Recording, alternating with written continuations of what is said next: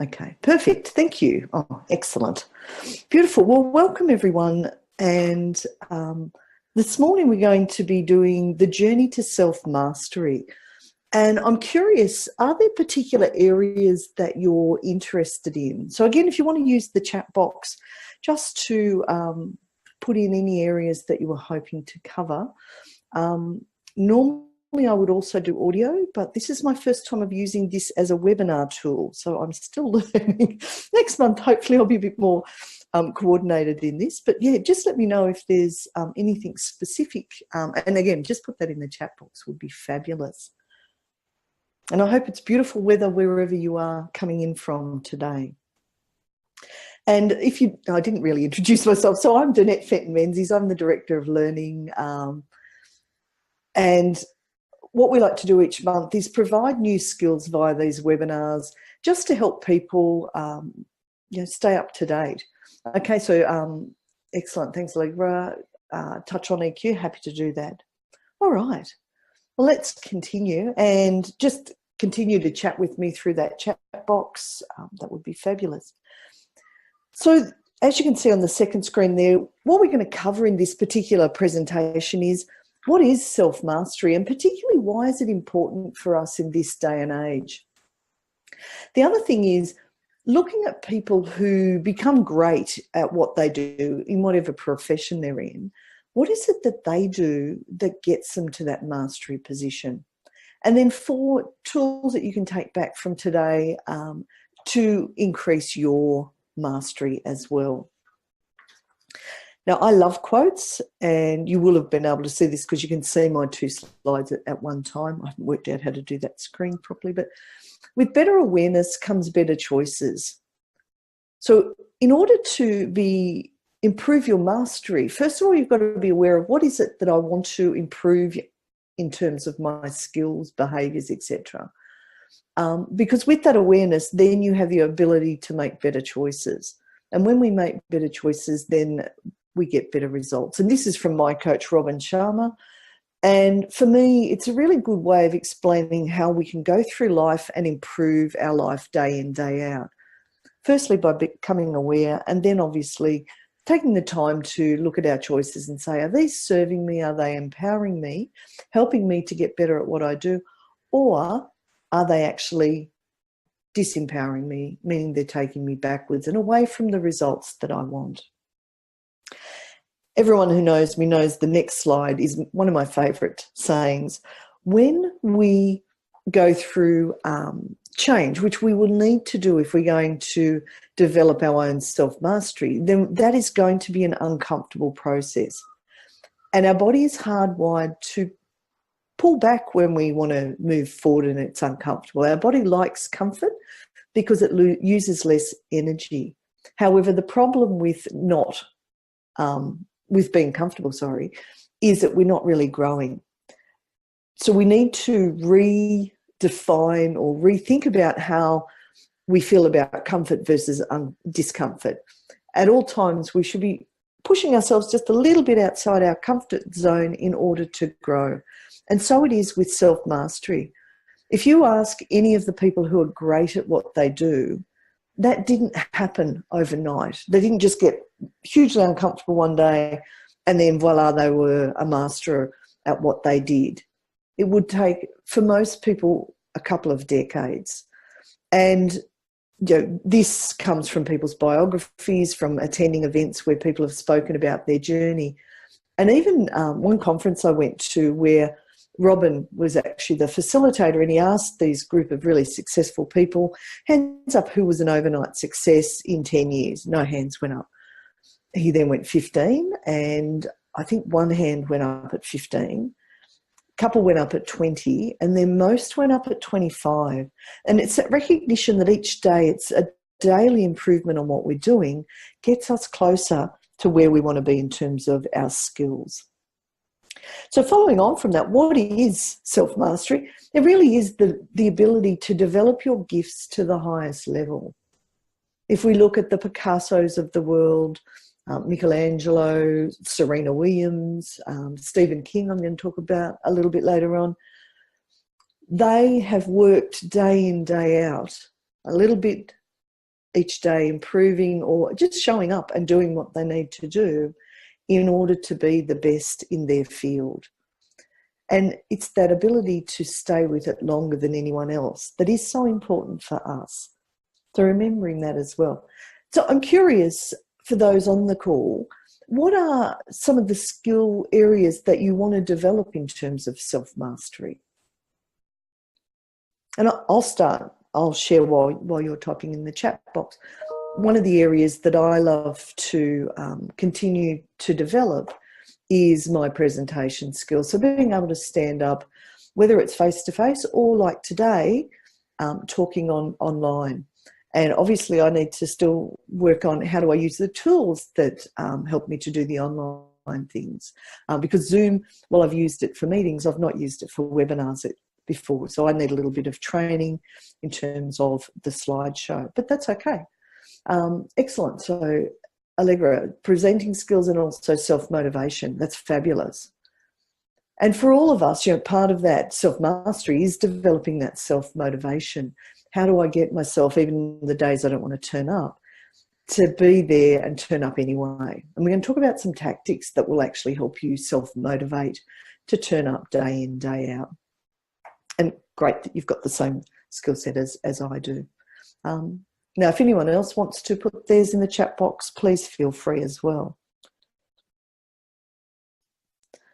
Why is self-mastery so important? Well, part of how we are hardwired is that we want to grow. We get satisfaction from being able to improve. Now, one of the things to know is that as we go on the self-mastery journey, sometimes we're going to fail. That's part of our growth. And if we reflect on that and learn from any failures, then that allows us to improve and improve better the next time. You'll often see with the greats that they've failed spectacularly. And sometimes they've then gone away from the world and sort of hidden away, reflected, learned, and then come back and been so much better as a leader or, whatever the field that they led in. They've come back in a way that they couldn't have done without that failure. Part of recognising that your journey will include failure and accepting that that's just the price of self-mastery. We can't get better without pushing our envelope or our boundaries. And when we do that, we are naturally from time to time going to find ourselves in a space where we go, oh, ouch, that didn't work. Don't quit at that stage. Just dust yourself off, pick yourself up and keep going. Because we are focusing on developing ourselves, that also gives us more confidence, and it also allows us in organisations or, with our clients to value add, because the more we know, the more we can share. What you find is, if you look at the road to mastery, a lot of people quit along that road. And so as you get closer to being the master in your field, what you'll find is there's less people around you. And Robin talks about the rare air of being in that mastery stage where there's just no one else around there because people have quit. And so over time, you become the person that the marketplace will pay more money for because no one else has the insights that you have because you've continued to develop yourself. Some of the other things are when we use our gifts, we're happier. And that's just a wonderful thing to wake up and actually have joy in what we do. And sometimes you'll start by developing those gifts on the weekends, maybe in early mornings or late in the evenings because you have a day job. And over time, the more you invest in yourself, what you'll find is you'll get to the point where you go, okay, enough. Now I'm going to start this, whether it's a business, whatever it is, to actually do what it is that you love to do. And if you think about it, if everyone brought their gifts and developed themselves to that great level of self-mastery, what an amazing world it would be. And just thinking of the impact you'd have on others and how exciting to be around someone who has invested so much in themselves and knows so much. It's like a breath of fresh air. So with that self-mastery also comes fulfillment. Now, sometimes on the downside, and particularly here in Australia, we have the tall poppy syndrome. So as you get closer to that self-mastery, you also have to know that you tend to attract more critics. And rather than seeing that as, oh no, well, I don't want to do it for that reason, you go, okay, the critics are telling you that you're actually pushing the boundaries, which means that you are adding to that field where you are developing your self-mastery. Now, obviously, if you're developing critics because you're doing something really bad, that's not a good thing. But generally, the more you improve your skills, what you'll find is not everyone understands that. And I remember a story of Picasso where he was out somewhere having lunch, and he was quite old at that stage, and a woman came up to him with a napkin, and she said, "Can you draw me a drawing and sign it, please?" And so he very quickly did a Picasso on this particular napkin, and he signed it, and then he said to her, yeah, that'll be, and I don't know what the amount was, but let's say $10,000. And she's like, but what, that only took you 2 minutes? And he said, yes, but it was all of that background work that I put in over the last 55 years that enabled me to make that look so amazing and for it to be an original Picasso. And again, when we look at people who have achieved self-mastery, and one of the people, because I've been watching the movie recently, A Star is Born, Lady Gaga, if you look at the effort she's put in over the years, now she earns a lot of money, and we look to her as a person who creates original value in the marketplace. And that's why she's rewarded financially because of that. Now, over her career, she's had a lot of critics, you know, about how she looks, clothes she's wore, etc. But now she's standing out in terms of the artistry that she brings to the marketplace. Again, just a great example. And so just be aware that that will be part of your journey too on self-mastery. And we'll look at a couple of tools that will help support you through that stage when others may not agree with what you're doing or might want to pull you down, as in that tall poppy syndrome. Now, I love saying, so the boundaries of your life are merely the creations of the self. Remember, as you move into mastery, you will start to make excuses unless you're really clear every day, why am I turning up? Be careful, because those excuses create the boundaries of your life and you've created them yourself. So if you find yourself saying, I can't do this, then how can I do this is a much better question to ask. Don't let those excuses hold you back. Now, in terms of the greats, some examples and some of the things that they've done to develop mastery along the way. And there's a Harvard Business Review study. There was also a book. It was done by Eric Anders, and he talks about the 10,000 rule. So he talks about people who reach that, you know, the best of the best in their field generally take at least 10,000 hours of deliberate practice. And that means that they're getting feedback and adjusting their practice in order to be the best in the world. So what you find with self-mastery for the greats is that they devote pretty much most of their time to what they're really good at.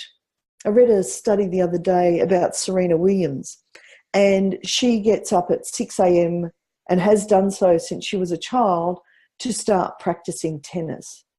And even when she got to the top of her field, she continued to do that deliberate practice and concentrating on what she's really good at to stay at the top of their field. That means in order to start, they start with the fundamental skills, and they get so good at those fundamental skills that it just becomes second nature. So if Serena Williams picked up a tennis racket, she would know how to serve because she's done that serve so many times. She'd know how to do the backhand and the forehand. That's about as much tennis as I know. So thinking about the areas that you want to improve on, what are those fundamental skills that you need to learn? For example, in the case of presentation skills, it's getting comfortable understanding the material, thinking about what your audience needs, Learning to breathe, that's a fundamental skill when we are learning to present. What you'll tend to find when people are new to presentation is that they will talk really fast and they won't breathe. And the problem is then they run out of energy because they haven't taken a breath.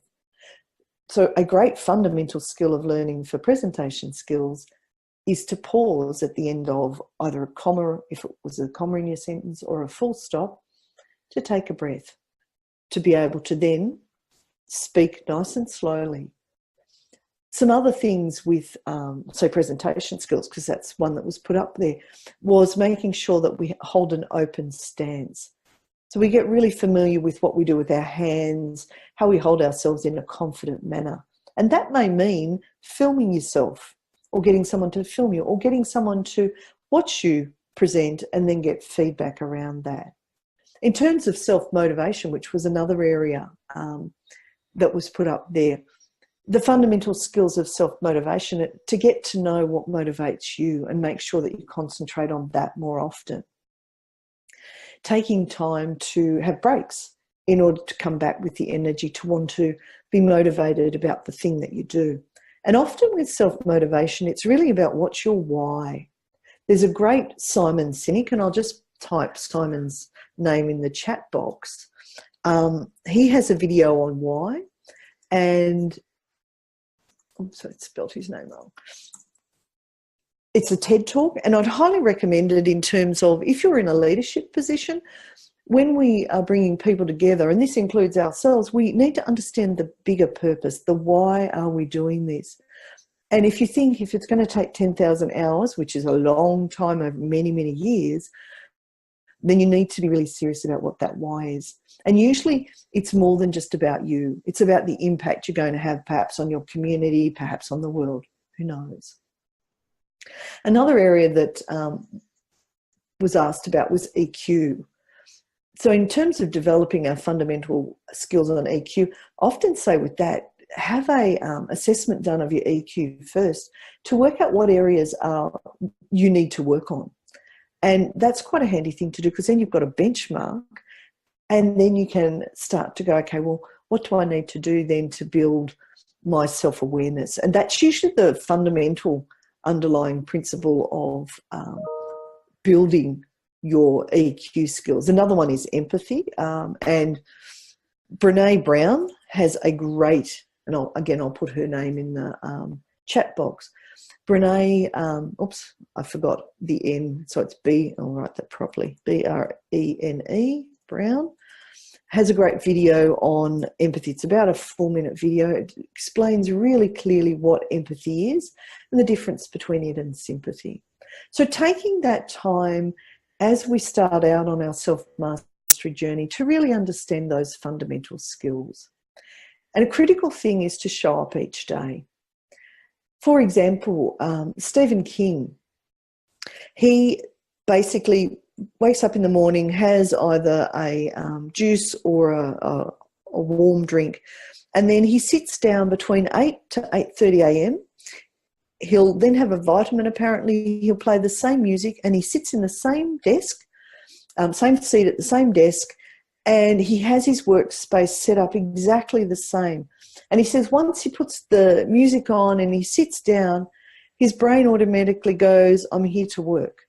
And he sets himself a target of 6 pages. And he said, if you're writing a novel, 6 pages will get you a novel in about 2 months. Now, that's the first draft, and obviously he has to go back and edit that. But small daily output will actually get you to that level of mastery much faster. And if you're doing it at the same place, same time, every day, your brain just starts to go, oh, I'm here to do this, and it'll automatically get you into that flow situation. One of the other things we can do is think about continuous improvement in our focus. So at the end of each day, you could ask yourself, okay, what do I need to keep doing because it worked really well for me today? What do I need to stop doing because it really didn't work in terms of my development of my mastery? And then finally, what do I need to start doing in order to grow my skills and my mastery in the area that I want to grow in? So always focusing on that continuous improvement. We spoke earlier about keep going through adversity and criticism. Just don't quit, because your gifts are your gifts and only you can bring that to the world. And all of the greats, they may have gone off and hidden for a little while and felt sorry for themselves, but then they've come back and gone, I can do this, because their why has generally been bigger than themselves. Another thing that the greats all did was they believed in themselves long before anyone else believed in themselves. And this is one of the things, as you start to go on your mastery journey, be careful about who you share your dreams with, because sometimes you'll come across people who don't agree with your dream, or they're naysayers, and they might actually put you off bringing your greatness to the world. So just remember, who should I share this with?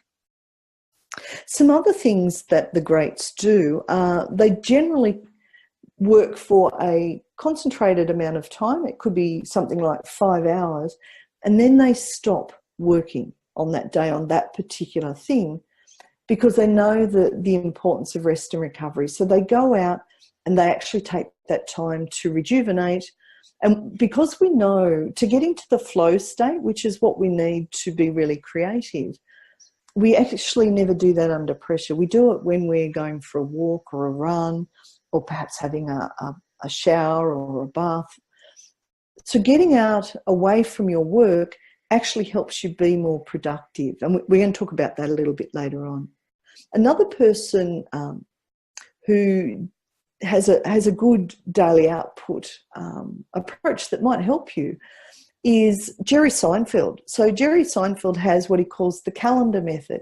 He has a calendar on his wall, and each day as he took time to create new jokes, he would put a big cross on that day to indicate the fact that he had produced and done it on a daily basis. And his thing was, don't break that chain of crosses. Make sure that each day you're crossing or ticking off the fact that you've put in some daily effort.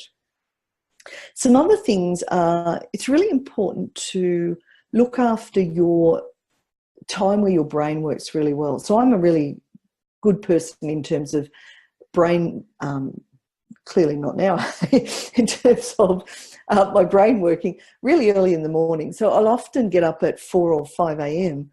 because that's when my brain functions really well. This morning it was 3:30. I was up at 3:30. And because I didn't go to bed as early as I normally would, I actually went back to bed at about 7 to catch up on my sleep, which is why I'm a bit slower at this stage of the day. But normally, if I get enough sleep, I'll then stay up. But I do all my great work early in the morning and then allow myself to get out there and play a bit so I can continue to grow. Focus too on removing any distractions that stop you from being able to focus on the areas that you want to improve in terms of self-mastery. And even focus on what's one thing I can improve today, and just do a 1% win focus. What we see with people who do that is the first week, not much happens. After a month, you might notice a little bit of change in terms of your output if you're focusing on just that 1% wins. But it's like compound interest. Over time, there'll be a point where you're the best in your field because everyone's quit, but your growth is like being on rocket fuel. So every day, look at that. What's my 1% win, which comes with the continuous improvement that the greats always did. The other thing is making sure that you continue to develop yourself. So invest in yourself, whether it's reading, listening to podcasts, audiobooks, even talking to people who are further along in the journey. All of that helps grow you as well in terms of your self-mastery. Now, any questions or any comments in terms of greats that you may have followed, the things you've heard that they've done to continue on their mastery journey? That gave me a chance to also have a drink of water. All right, well, let's continue. Some really simple tools, techniques that we can do to develop mastery include, first of all, identifying which habits are going to support you to grow and achieve your mastery. So as we spoke on the previous slide, things like getting up early, using a concentrated amount of time each day to work on that field that you want to grow in. Also, just following people who are great at that and looking at what habits they have. And it must include that ability to continuously invest in yourself. One of the areas, and we've done this on a previous webinar, is making sure that you take time each day, and usually early in the day, to do some self-care. Because when we're fully looking after ourselves, we have more resilience, which means we are, in the hard times, more able to turn up and continuously develop our mastery rather than having big gaps because we're exhausted and therefore can't show up on each day. Self-care is really, really important. Another one, which we talked a little bit about before, is be really careful about who you surround yourself with on this mastery journey. You want to have people in your tribe that lift you up and also challenge you to keep growing. So they're listening out for your excuses and they're saying, is that an excuse I hear? I know you're better than that. I know you can do this. I've got your back.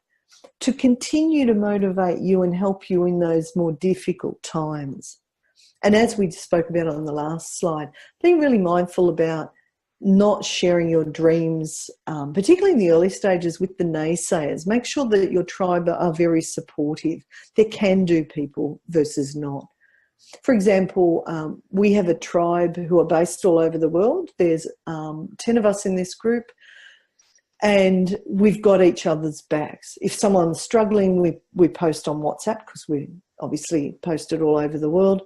The other thing is we will share videos, we'll share our stories with one another. And if someone's struggling, we'll get on the phone or Zoom to make sure that that person knows they're supported. And we remind them that, you know what, you've got this. This is just a little bit of a speed bump on your journey to self-mastery.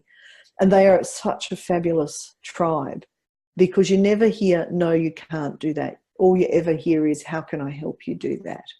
That's the type of tribe you want to be working with. And this means part of our role is to think about our network. Are there people that we perhaps need to bring into our network to not only support us, but also for us to support them on that journey as well? I love to read biographies. I love to learn from the greats. There's also a resource which I'll share, in fact, a couple of resources I'll share with you on one of the latest slides that talk about mastery and what are the steps involved in mastery. And they just go through stories like some of the ones I've shared with you. The big thing is to recognise that sometimes you might need to put your hand in your pocket and invest in yourself. And that might mean going off to a conference, for argument's sake. Twice a year we go off to Canada to a conference where like-minded people come together, which that's where a lot of our tribe has come from. And as I said, because we know their attitude is can-do, it's a great way to boost our enthusiasm on our journey to self-mastery. I really like this one by Ralph Waldo Emerson. What lies behind us and what lies before us are tiny matters compared to what lies within us. And it is so true. Your greatness is all about what's inside you. It's not what happened in the past. It's not what's going to happen in the future. It's actually what's going to happen right now. And that is you turning up and playing full out on your journey each day to self-mastery. Another thing to think about is reflection. If we're going to develop our skills, we need to actually be able to reflect on how we're going. And that could include giving ourselves feedback. So those 3 questions we talked about earlier. What do I need to keep doing, stop doing, start doing? If you ask yourself that each day, you'll start to change and look for those 1% wins, and over time you will develop your mastery. You can also seek feedback from those that you know will give you feedback that will help you improve what you do. This is why people such as Federer and Serena Williams and pretty much all the greats at some stage have had a coach or a mentor that is there really to look at what they're doing and helping them to adjust their little moves in order that they improve their long-term game. And that can be tennis, but it could be painting, writing, it could be running a business, it could be doing public speaking, for argument's sake.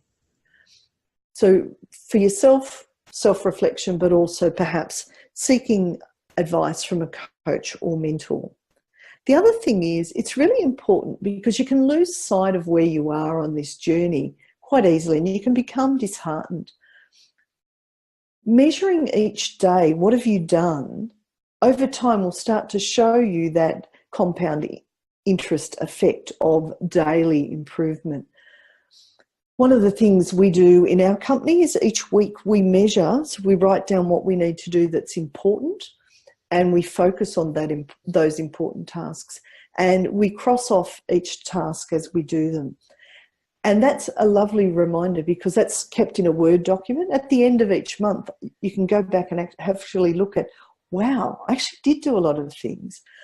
It also helps keep you focused on the important stuff versus the urgent stuff, because sometimes it's really easy for urgency to overtake importance. And on this journey to self-mastery, you need to know what's important for you to work on for your self-mastery journey and then block out the distractions that look like they're important but in fact are just urgent, trying to pull you away from the skills that you want to learn. And those distractions could be emails, they could be phone calls, they could be texts. They could also just be you distracting yourself. And we're going to talk about that in a second because that comes to our next point. Now, just checking in, is there any questions as we go along? Again, with those skills that people put up earlier, reflection on those specific skills. What did I do today that worked? What did I do today that needs to perhaps change just a little bit to improve what I'm doing? Also, what can I stop doing? Can help on all of those areas that you spoke about. Now, another thing that is really helpful on the road to mastery is taking regular breaks. One of the things I know when I hang out with people who are world class is they talk about how at the beginning of the year they actually schedule in all of their holidays because they know that their holidays are actually critical to them continuously becoming world class, because they know that the work actually gets done and solidified when they're on a break. Because on breaks, we tend to relax. As we relax, we tend to get more into the flow situation, which again then brings us back to being more creative. There is a world famous restaurant in Spain, I think it's just outside Barcelona, and they will often shut for 6 months of the year. And what they do in that 6 months of the year is go and explore the world and learn, you know, go to other restaurants and stuff to then come back. And in the 6 months that they run the business, they deliver world-class, extraordinary meals because they've taken that time to get away, to reflect, and come back so much better. A lot of people think that it's really important to work day in, day out, never take a break, have their lunch at their desk, and never take vacations. We now know from the science that that is counterintuitive in terms of how you will perform over time. And for you, if you want to be on that self-mastery journey, because we know it's going to take a long time, it is really critical to take time to have those breaks. Again, think about working 5 great hours and then getting out and having a great time. Make sure you protect those 5 great hours by not taking emails, picking up the phone, etc., because that will take your focus away from what you're great at. And if you walk around most places nowadays, people are regularly distracted by their phones.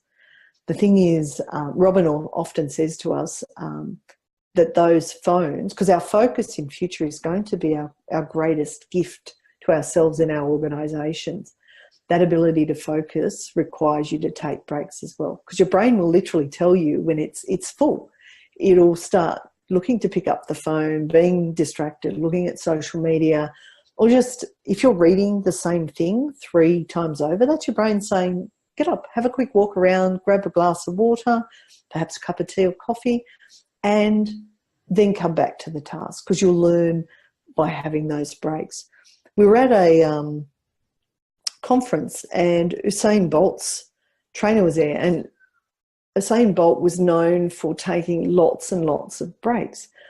And his reason for doing that was, he said, by taking those breaks, I allow the track work that I've done to embed itself in my body, so that when I come back from that break, I'm ready to go and I'm stronger and I'm better. And even though he took more breaks than everyone else, he obviously ended up being world class because he knew the power of having those breaks. So I encourage you, after this call, if you have not booked some regular vacations or staycations, start booking them now in your calendar and using that time to refresh and renew, to come back and build that mastery. Because, as we said, it's a long, long haul. I love the next one. Rule your mind or it will rule you. We need to be really mindful as we move towards mastery that it's up to us to actually move and look after our mind and say, I can do this, rather than let it rule us. So I'm curious, what are some of the things that you're going to work on today in terms of your self-mastery moving forward? So in the chat box, I'd love for you to share any of the things that you've gone, actually, that'd be really helpful to do as I develop my self-mastery. Lovely, I love that. Improving by 1% today and every day. It's a really simple thing to do. And you can do it at the end of the day. You can just ask, okay, what is it, one thing I can work on tomorrow, just a little bit differently, that will help me move towards self-mastery. And that's part of that deliberate practice that Anders Ericsson talked about when he said that we need deliberate practice for 10,000 hours. So that's a great suggestion. One of the things that I'm going to work on is actually, because I read a lot, but I don't always capture that knowledge and then develop action items from it. And I was reading last night that that's actually a really great thing that a lot of masters do as well. So moving forward, I'm going to take that time at the end of a book to actually record a video as well as deconstruct the main points of the book. So I'll do a video to share that with the Magical Learning social media team, who can then share that with others. And then think about, okay, what are some action items I can put in place? All right, we're nearly at the end of our webinar. I just want to check in, was there any other questions before I share some resources with you?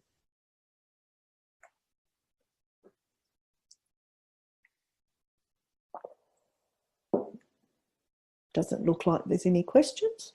Awesome. In terms of additional resources that can help you on that path to mastery, 7 Habits of Highly Effective People by Stephen Covey. It's been around for a really long time. It is a fabulous book. It's also available on audiobook, really about what do really effective people do. And part of it is helping you to identify what's important and removing those distractions. Another one is Mastery by Robert Greene. He studied the masters, the greats in different fields, and basically then deconstructed that to what are the key elements of mastery. If you love watching videos, and these TED videos are also available to download as audio, so you can listen to them on your commute if you like. Carol Dweck's TED Talk, The Power of Believing That You Can Improve, and hers is around the growth mindset. So part of our development is developing our growth mindset. That allows us to pick ourselves up when we fail and move forward, because we realise that failure is just part of learning to be great at what we do. The other one is Angela Lee Duckworth's talk on grit, and talking about how important it is to develop that grit so that when you fall over 7 times, you get up 8. So I highly recommend that as well. Now, I just wanted to remind you, next month's free webinar will be on the magic of lifelong learning. And we're going to talk about different ways that you can learn and grow and how important that's going to be in the future in a world where we're going to need to be able to adapt and change pretty much constantly. That particular webinar will be held on Thursday, the 9th of May at 10 a.m. Now, that particular one will be coming to you probably from the Isle of Man or London. So that will be an overnight one, which will be interesting. Will probably be a bit blurry, but it'll be fabulous because we're over there doing some leadership courses and learning as well. So that'll be fabulous.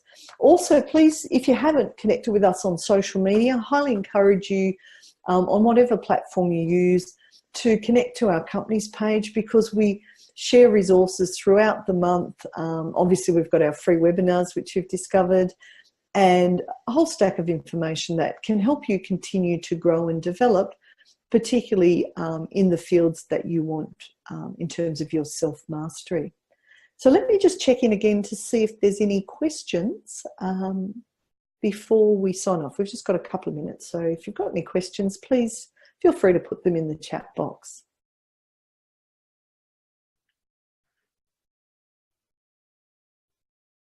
Okay, doesn't look like we've got any questions. So can I say thank you so much for attending today. Really appreciate it. Hopefully we will see you on next month's webinar. And if we can help in any way, please don't hesitate to reach out. Thank you, Carla. That's awesome. I love it when people love what we're doing. Have a great day, and you'll get a recording of this webinar later on, probably tonight actually. Have a great month, everyone, and thank you so much.